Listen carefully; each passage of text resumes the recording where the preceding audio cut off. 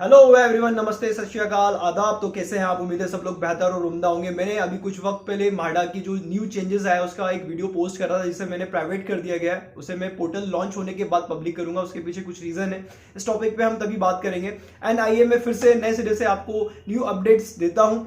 जो माडा लॉटरी की 2022 की जो मुंबई में लॉटरी आने वाली है उसके क्या क्या चेंजेस हुए हैं। तो आइए हम लोग फिर से एक बार नए सिरे से स्टार्ट करते हैं। एंड जो भी जानकारी है, जो भी इंफॉर्मेशन है, वो मैं आपको एज इट इज वैसी की वैसी ही देता हूँ। Maharashtra housing and area development authority माडा के जो लोग लॉटरी विनर रहते थे, उन्हें घर की वास्तविक कब्जा मिलने, पोजीशन मिलने तक कई प्रॉब्लम का सामना करना पड़ता था और काफ़ी वक्त का इंतजार। मगर अब सारी समस्याओं का समाधान ना करे, इसलिए स्टेट गवर्नमेंट ने नए स्वीकृत प्रस्ताव को लाया है। इसके तहत विनर अब सिर्फ 15 दिन में 15 डेज में ही माडा लॉटरी हाउस पर कब्जा पोजीशन प्राप्त कर सकते हैं।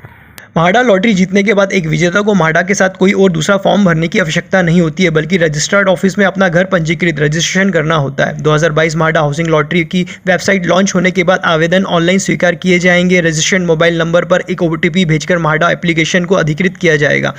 पहले एक माडा लॉटरी आवेदक को आवेदन के साथ 27 विभिन्न प्रकार के दस्तावेज डॉक्यूमेंट जमा करने होते थे। नए प्रस्ताव के साथ केवल 7 दस्तावेज 7 डॉक्यूमेंट्स देने होते हैं।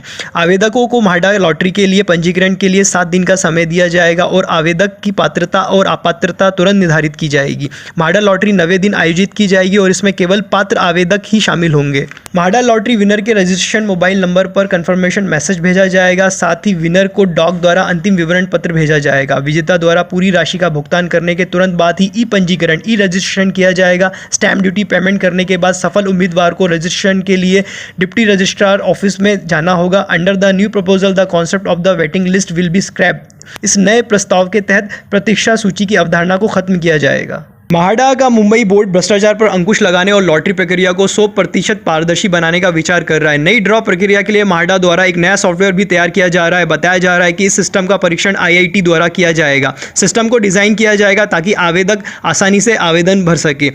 माडा लॉटरी 2022 ड्रॉ के लिए एक नया सॉफ्टवेयर विकसित कर रहा है, जिसे इस तरह से डिज़ाइन किया जाएगा कि आवेदक आसानी से फॉर्म भर सके। इस नई प्रक्रिया में ई पंजीकरण की सुविधा भी होगी, जहां आवेदक पूरी राशि का भुगतान करके तुरंत आवास इकाई का पंजीकरण करा सकता है। साथ ही इस नई प्रक्रिया में वेटिंग लिस्ट की अवधारणा हमेशा के लिए हटा दी जाएगी। सबसे फर्स्ट ये जो लॉटरी आ रही है, इसमें लोकेशंस में गोरेगांव पहाड़ी, एंटॉप हिल, विक्रोली, कोले कल्याण, ये सब मुंबई की मेन लोकेशन है। यहाँ से कनेक्टिविटी भी काफ़ी अच्छी है एंड काफ़ी डेवलप एरिया है। तो जो कंपटीशन है काफ़ी टफ होने वाला है, बिकॉज इन सब जगहों पे घर काफ़ी महंगा पड़ता है। यहाँ का आउटरेट काफ़ी महंगा रहता है एंड घर को लेके भी काफ़ी मशक्क़त होती है। तो इसमें जो चेंजेस हुए हैं, जो न्यू अपडेट्स है, जो भी नए चेंजेस हैं, वो मैं आपको बताता हूँ। सबसे पहले हम इनकम स्लैब के ऊपर बात करते हैं। एंड मुंबई, पुणे, नागपुर की इनकम स्लैब सेम है एंड बाकी महाराष्ट्र के अदर जो शहर है उनकी अलग है एंड उसकी थोड़ी डिफरेंट रखी गई है। बट हम बात करेंगे मुंबई, पुणे एंड नागपुर की। तो इसमें EWS कैटेगरी में अगर आप 6 लाख तक ईयरली, 6 लाख आप साल का कमाते हैं, तो आपको EWS कैटेगरी में अब कर दिया गया है। पहले 3 लाख तक का था कि 3 लाख तक जो लोग कमाते थे वो लोग EWS कैटेगरी में आते थे। अब उसे बढ़ा के 6 लाख तक कर दिया गया है। एंड जो लोग LIG कैटेगरी में हैं, उन लोग का इनकम स्लैब है 9 लाख तक का। जो लोग 9 लाख तक का साल का कमा रहे हैं वो लोग LIG कैटेगरी में आएंगे।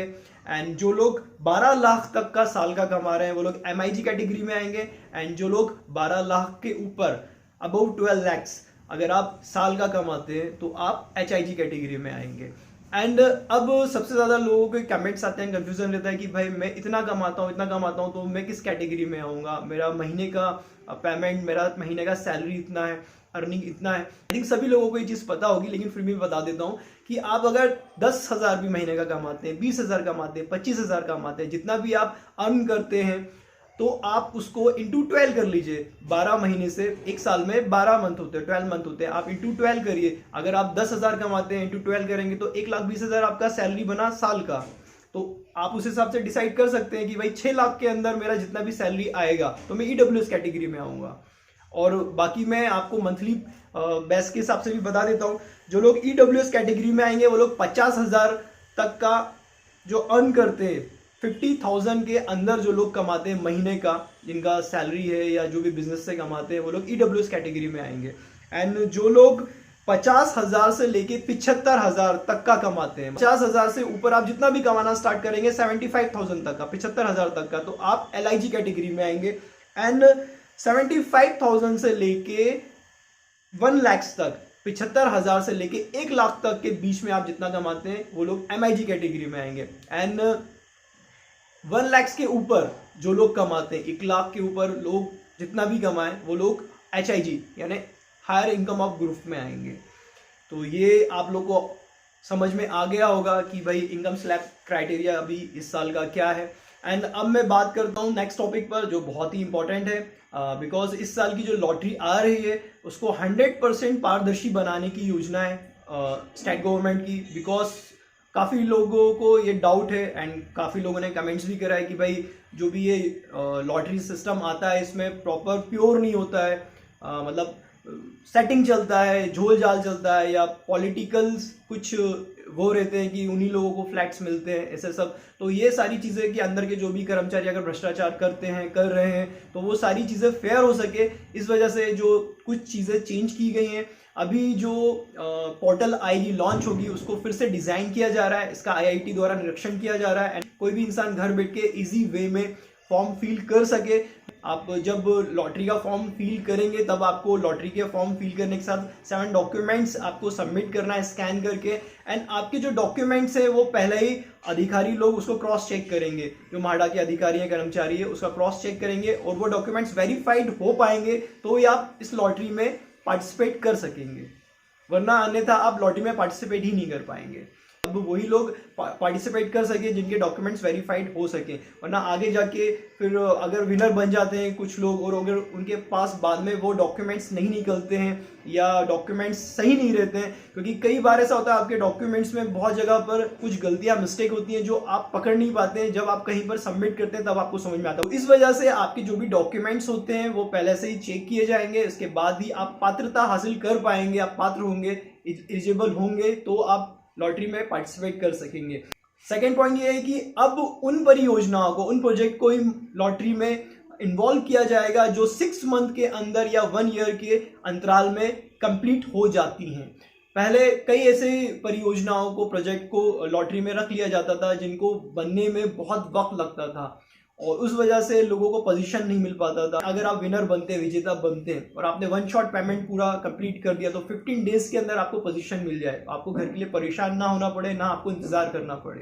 तो ये वेटिंग वाला सिस्टम खत्म करने का चल रहा है कि आपका जैसे ही विनर बने और आपके पास पूरा पेमेंट रहे, आपने 1 शॉट पेमेंट कंप्लीट करा, आपका रजिस्ट्रेशन, ये सारी चीज़ें कंप्लीट होगी, 15 दिन के अंदर आपको आपका घर मिल जाएगा और आप वहाँ पे जाके शिफ्ट हो सकते हैं, पोजीशन मिल जाएगा, आप रह सकते हैं। तो ये काफ़ी अच्छी और खुशखबरी वाली बात है और जिस तरह से ये जो चीज़ें आई हैं, नया प्रस्ताव आया, उस तरह से सारी चीज़ें हों तो बहुत ज़्यादा सहूलियत होगी। मैं अब थर्ड पॉइंट पर आता हूँ। थर्ड पॉइंट ये है कि भाई पंजीकरण, रजिस्ट्रेशन करने की योजना है। मतलब ये जो प्रोजेक्ट है, लॉटरी है, इसमें रजिस्ट्रेशन होगा।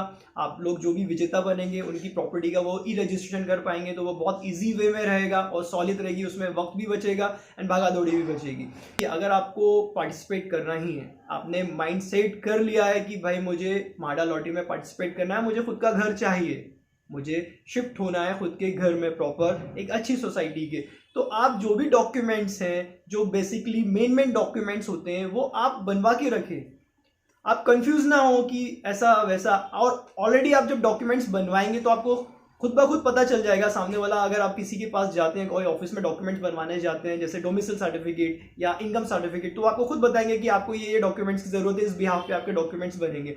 दूसरी बात कि जितने भी डॉक्यूमेंट्स हैं अभी, डोमिसाइल सर्टिफिकेट, इनकम सर्टिफिकेट, ये सब ऑनलाइन भी बन सकते हैं आपले सरकार पर। आप घर बैठकर इसकी नॉलेज निकाल सकते हैं एंड म्हाडा से रिलेटेड, म्हाडा में क्या डॉक्यूमेंट्स लगते हैं एंड वहाँ का जो फ्लैट है वो कितने स्क्वायर फीट का है, फ्लैट का टूर कराना, फ्लैट से रिलेटेड इन्फॉर्मेशन देना, या लॉटरी कब आने वाली है, डेट, ये सब मैं आपको बता सकता हूँ, इसकी इन्फॉर्मेशन मुझे रहती है। बट अगर आप सोचेंगे कि डॉक्यूमेंट्स, पर्टिकुलर एक डॉक्यूमेंट्स जैसे इनकम सर्टिफिकेट या डोमिसाइल सर्टिफिकेट की एकदम बेसिक इंटरनली नॉलेज आपको चाहिए, तो ये जोनर एक अलग होता है। इसके ऊपर भी काफ़ी यूट्यूबर्स हैं जो इनकम सर्टिफिकेट, डोमिसाइल सर्टिफिकेट, इन सारी चीज़ों की इन्फॉर्मेशन देते हैं, जो प्रॉपर बिल्कुल आपको पॉइंट टू पॉइंट हर एक चीज़ बारीकी से समझाएंगे। तो वो उन्होंने बहुत बेहतर वीडियोस बना के रखे हैं, आप जाके उनकी वीडियोस देखें, उससे आपके जितने भी डाउट्स है वो क्लियर हो जाएंगे।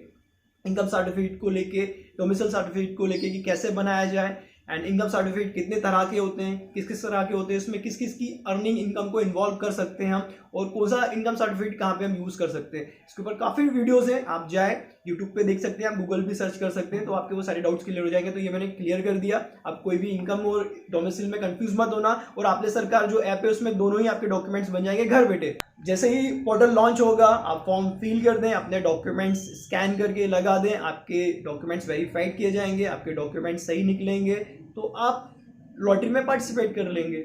और अगर आपका लॉटरी में नाम नहीं आता है तो वो डॉक्यूमेंट्स आपके नेक्स्ट लॉटरी में आप यूज कर सकते हैं, क्योंकि कई परियोजनाएं म्हाडा की लाइन से आने वाली हैं। अभी मुंबई की परियोजना आई है, प्रोजेक्ट आए हैं लॉटरी के, इसके बाद नेक्स्ट प्रोजेक्ट आएंगे, तो आपके ये डॉक्यूमेंट्स है वो कहीं ना कहीं यूज जरूर होंगे। और इस लॉटरी में अगर आपका फ्लैट नहीं लगता है तो दूसरी लॉटरी में कहीं आप पार्टिसिपेट करेंगे या तीसरी जगह पे कहीं पार्टिसिपेट करेंगे, कहीं ना कहीं तो लगेगा ही। और अगर आपके नसीब में है तो भाई कितना भी मतलब सेटिंग चले, कुछ भी चले, अगर आपके नसीब में घर है तो मैं आपको बोल रहा हूँ लिख लीजिए, आपको मिलना ही है। तो अपने लक को आजमाएं।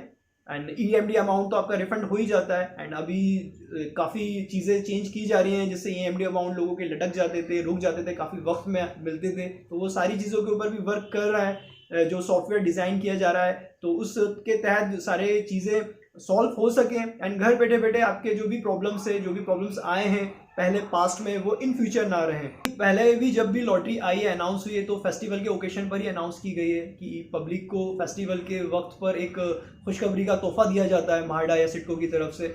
तो डेफिनेटली दिवाली तक पूरी उम्मीद है कि पोर्टल लॉन्च हो जाएगा, एंड जैसे ही पोर्टल लॉन्च हो जाता है तो आप लोग पार्टिसिपेट कर पाएंगे। तो जो लोग भी डेट को लेके कंफ्यूज है, कंफ्यूज मत हो, आपके पास अगर प्रॉपर डॉक्यूमेंट्स हैं तो आप इजी वे में आराम से घर पे बैठे रहें। अभी सारी चीज़ें बहुत इजी वे में डिजिटल होने वाली हैं, तो आपको भी सहूलियत रहेगी।